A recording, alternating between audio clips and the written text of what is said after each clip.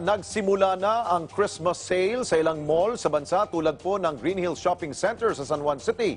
At upang matiyak na nasusunod ang mga health protocols sa pagsha-shopping ng ating po mga kababayan ngayong Pasko, nag-inspeksyon ang lokal na pamahalaan ng San Juan sa ilang malls ngayong araw. May ulat si Naomi Tiburcio. Di kumpleto ang Pasko kapag wala ang Christmas shopping. Sa Tiange capital ng San Juan City, simula na ang Christmas sale.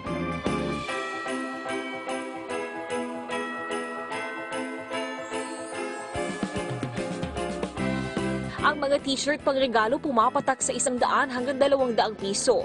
Meron ding mga damit pambata na 150 hanggang 350 pesos at pangamura na roan na magsisimula sa 100 pesos. Sa stall na ito, bagsak presyo ang pantalon.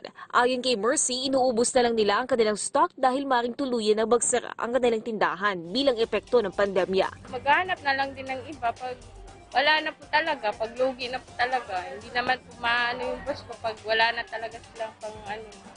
Kasi mahal din po dito pag wala na talagang income. Samantala, kung sa Tiange lamang nga asa sa benta ang parol vendor na si Gypsy, aminado siyang lugi ang aabutin niya. Kaya ang kanyang diskarte, online selling. By June, nandito na kami.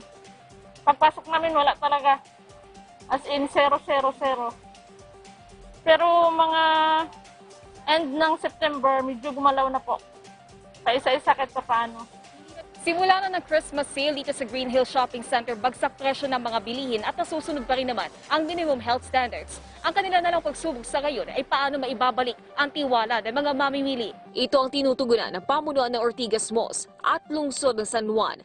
Kanina, nag-inspeksyon si Mayor Francis Zamora sa pagsunod ng minimum health standard. Kinakailangan araw-araw, kada oras talaga sumusunod sila. At kung sila'y mahuli namin, we penalize them, and if they go beyond yung restrictions that the LGU is giving, pwede natin silang ipasara.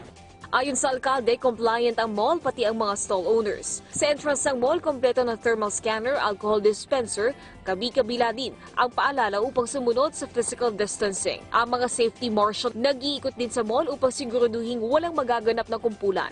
Ang mga stall naman sa Tiange, may tinakdang acrylic o plastic barrier. Lahat ng mga nagtitinda nakasuot ng mask at face shields. Kada stall, mayroon ding alcohol. Right now, we have about 55 to 60% of our pre-COVID level of traffic. But as the Christmas season goes on, we expect that number to move up. So we just have to continue applying all of those protocols, be more strict as more people come in. Naomi Tiburcio, para sa Bayan.